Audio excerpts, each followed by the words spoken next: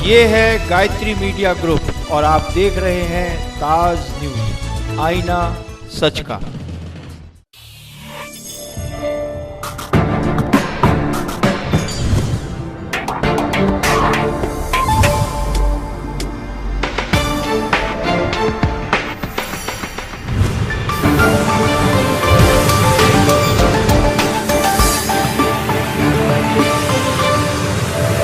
नमस्कार, ताज न्यूज के इस बुलेटिन में आप सभी का स्वागत है। आपके साथ मैं हूं अंजलि चैन। खबरों पर बात करेंगे विस्तार से, लेकिन उससे पहले एक नजर डालते हैं इस वक्त की सुर्खियों पर। प्रदेश सरकार के 3 वर्ष पूरे होने पर सभी जिलों में हो रही हैं जनसभाएं। सरकार द्वारा चलाई जा रही योजनाओं को पहुंचाया जा रहा है जनता तक। मंडलीय फल फूल और शाकभाजी प्रदर्शनी का हुआ समापन। जिलाधिकारी पंकज कुमार ने विजेताओं को पुरस्कृत कर बढ़ाया हौसला। ताज महोत्सव के मुक्ताकाशी मंच पर बही कविताओं की धारा। तो पालीवाल पार्क में साबरी ब्रदर्स ने मचाई धूम। और शारदा विहार दयालबाग में भागवत कथा का हुआ शुभारंभ। निकाली गई कलश यात्रा, महिलाएं हुई श्याम भक्ति में लीन।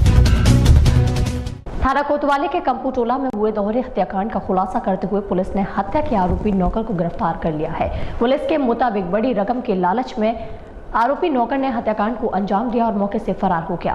ताजनगरी आगरा में विगत 4 जनवरी की रात हुए डबल मर्डर का पुलिस ने आखिरकार खुलासा कर दिया।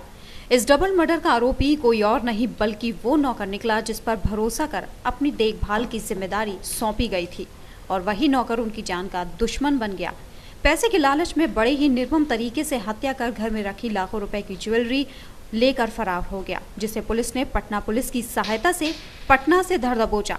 यही नहीं, उसके कब्जे से लूटी गई ज्वेलरी और नकदी भी बरामद कर ली है। दरअसल ये घटना थाना कोतवाली इलाके के कंपूटोला इलाके की थी। विगत 4 जनवरी की रात को बुजुर्ग दंपत्ति की घर में ही बड़े ही निर्मम तरीके से हत्या कर दी गई। मृतक हरिचंद और उनकी पत्नी ललिता देवी थी। दरअसल हरिचंद कपड़ा व्यापारी थे और काफी बुजुर्ग थे। उनके बच्चे यहाँ नहीं रहते थे, जिसकी वजह से उन्होंने अपने एक सूरत के रहने वाले परिचित के यहाँ से नौकर बुला लिया, जो उनके घर पर रहने लगा। लेकिन जिस रात हत्या हुई उस रात नौकर सोनू गायब था और घर के लॉकर और अलमारी में रखा सामान अस्त व्यस्त था। परिजनों और मौके पर पहुंची पुलिस को समझने में देर न लगी। हत्या पैसे के लालच में खुद सोनू ने ही की थी, जिसे पुलिस ने लूटे गए माल के साथ आखिरकार पटना से दबोच लिया। पकड़े गए सोनू से पुलिस की पूछताछ में पता चला है कि सोनू को पैसे की आवश्यकता थी और उसने कपड़ा व्यापारी के यहाँ अकेला पकड़े गए सोनू से पुलिस की पूछताछ में पता चला कि सोनू को पैसे की आवश्यकता थी और सोनू भी कपड़ा व्यापारी के यहाँ अकेला रहता था। उससे लगा कि इन दोनों को मारकर ही घर में रखी ज्वेलरी हासिल हो सकती है।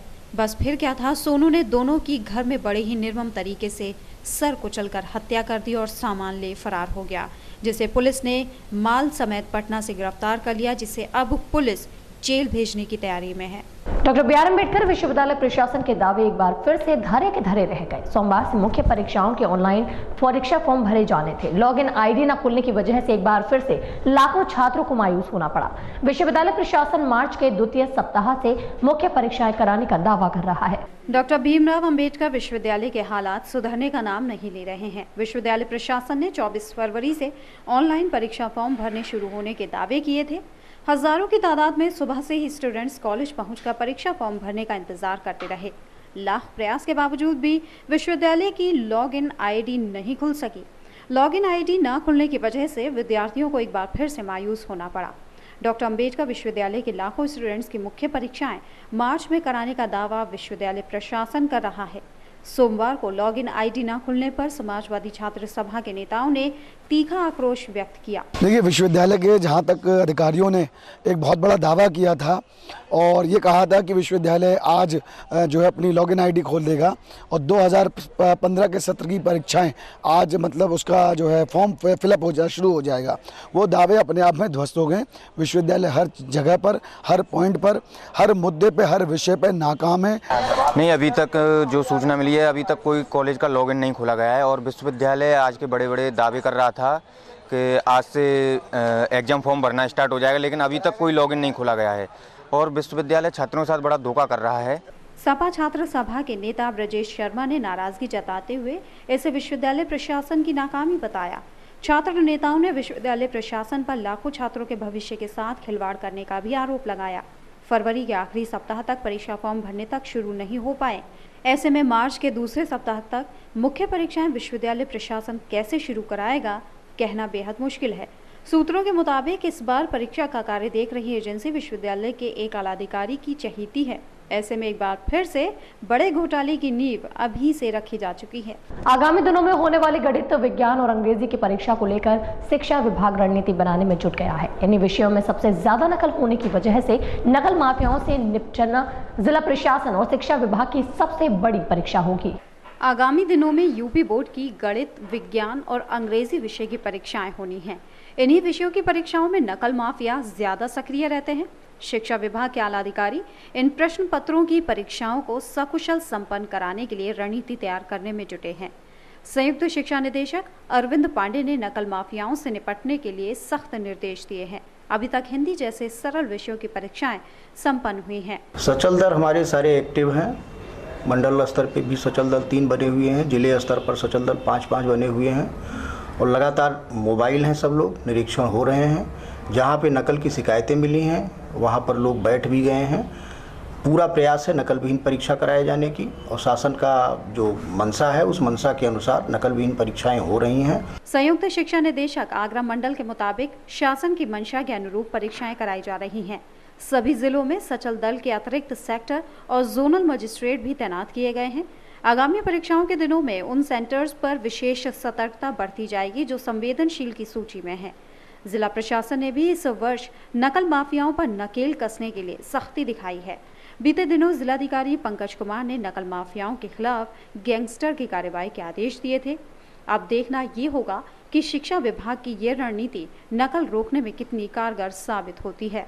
करीब 1 माह से स्वास्थ्य विभाग के लिए मुसीबत बना स्वाइन फ्लू का कहर अब धीरे धीरे थमने लगा है। एसएन मेडिकल कॉलेज के प्राचार्य ने एडवाइजरी जारी कर मेडिकल कॉलेज में स्वाइन फ्लू के इलाज होने के दावे पूरे किए हैं। इस समय एसएन में फ्लू से संबंधित 11 संभावित मरीज एडमिट हैं। विगत माह से स्वाइन फ्लू के कहर ने एसएन मेडिकल कॉलेज को हिलाकर रख दिया था। अब एसएन मेडिकल कॉलेज प्रशासन स्वाइन फ्लू पर पूरी तरह शिकंजे के दावे भर रहा है। हालांकि अभी मेडिकल कॉलेज में स्वाइन फ्लू के 11 संभावित मरीज भर्ती हैं, जिनकी जांच रिपोर्ट दिल्ली से अभी आनी है। बीते दिनों स्वाइन फ्लू से पीड़ित एक मरीज की मेडिकल कॉलेज में मौत हो गई थी। फ्लू के कहर से निपटने के लिए कॉलेज प्रशासन ने अलग स्वाइन फ्लू वार्ड बनाकर व्यवस्थाएं दुरुस्त कर दी। देखिए, बिल्कुल जो तैयारियां की थी वो आज तक चालू हैं, आज तक चालू हैं और 20 बेड का बिल्कुल वार्ड अलग कर दिया गया है और हर तरह की सारी दवाइयां वगैरह जिला प्रशासन हमें जो जिला कार्यालय वो है अस्पताल है वो उपलब्ध करा रहा है।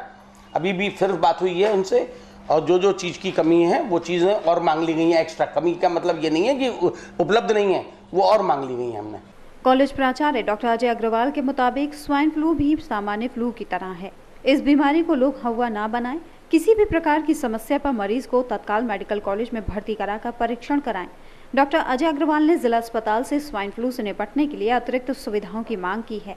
कॉलेज प्रिंसिपल के मुताबिक मेडिकल कॉलेज में इस बीमारी से निपटने के पर्याप्त इंतजामात हैं। हल्के बुखार के साथ जुकाम और शरीर में दर्द होने पर चिकित्सक इस बीमारी की उपयुक्त जांच की सलाह दे रहे हैं। आज न्यूज़ के इस बुलेटिन में फिलहाल रुकते हैं छोटे से ब्रेक के लिए।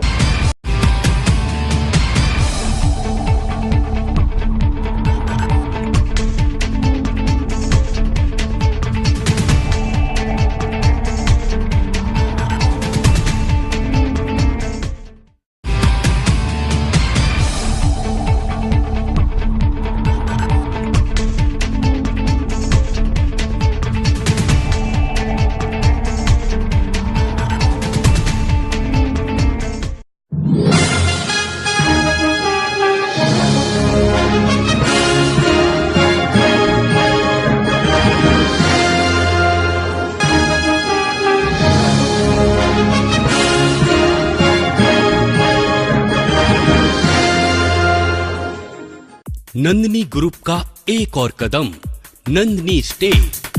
अब कागारौल में एक ऐसी कॉलोनी जहां आप पा सकते हैं पक्की सड़क, स्वच्छ जल, बिजली की सुनिश्चित आपूर्ति, हरे भरे पार्क, भव्य मंदिर, कॉमर्शियल प्लॉट और दुकान, वो भी बहुत कम कीमत में।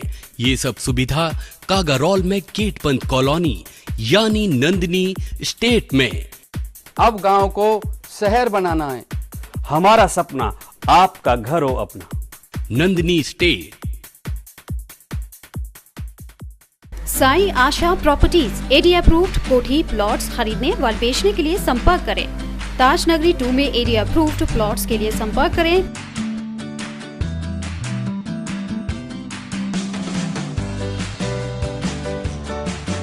पवन Goyal, Sai Asha properties, shop number 56, Sofuda road, एडी height, crossing Taj Nagri 2, Agra. Mobile number 9719000022।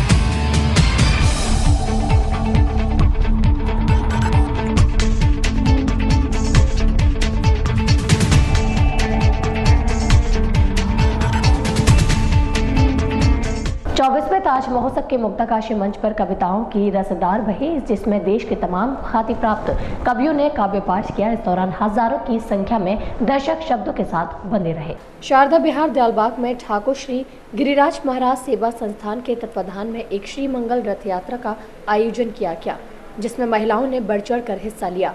ये कलश यात्रा शारदा बिहार से प्रारंभ होकर पूरे दयालबाग का भ्रमण कर शारदा बिहार फेज 1 पहुंचेगी।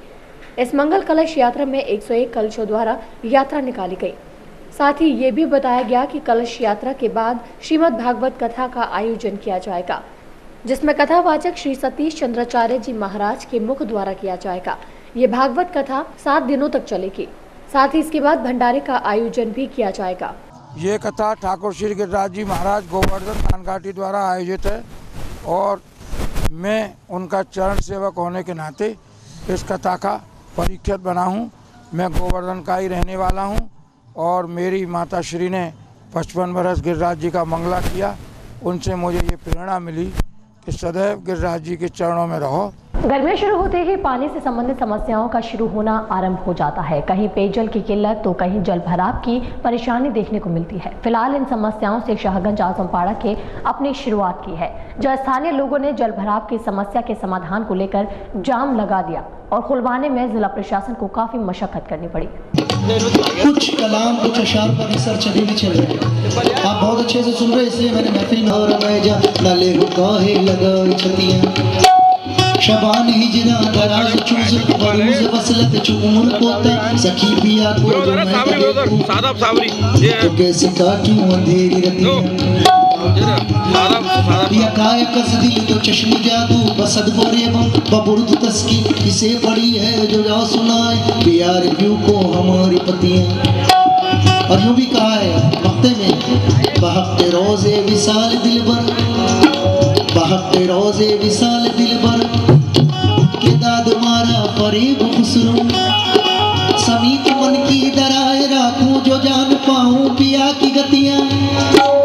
23 फरवरी को दिवाकर महासभा के तत्वाधान में महान संत गाड़गे महाराज के 140वीं जयंती के उपलक्ष्य में विशाल शोभा यात्रा निकाली गई, जिसका शहर में जगह जगह पर जोरदार स्वागत किया गया और समापन खंडारी हाईवे पर धोबी समाज की बगीचे पर एक सभा के रूप में करके किया गया। वंदे शारदे जगमग जग कर दे, शारदे सरस्वती वंदे शारदे। तू दयानी तू है भवानी, तू दयानी तू है भवानी, तू सुखदायिनी मां शारदे। नाम आँखों के बिना देखिए घनश्याम सुनिएगा। वहाँ ठगनी ये सांस है, वहाँ ठगन ये सांस है, पल पल आई जाए। महाठगरी ये सांस है, पल पल आई जाए, रुक जाएगी कब कहाँ कोई जाने। बहुत अच्छा, बहुत अच्छा। ये मित्रों, इसके बाद मत दिएगा, आखिरी बंद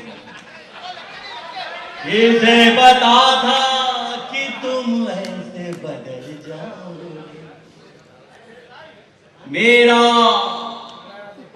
मुँह तक मेरे लहजे में गालियां होगा। ताज न्यूज के इस बुलेटिन में फिलहाल इतना ही। आपसे होगी फिर मुलाकात, तब तक के लिए मुझे दीजिए इजाजत। नमस्कार।